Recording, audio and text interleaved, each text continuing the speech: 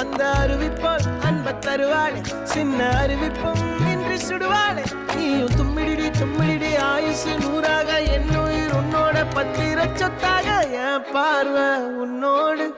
உன் பொம்மை கண்ணோடு பேசாமல் விண்ணோடு நாம் மிதந்து போவோம் காதாரா அடியா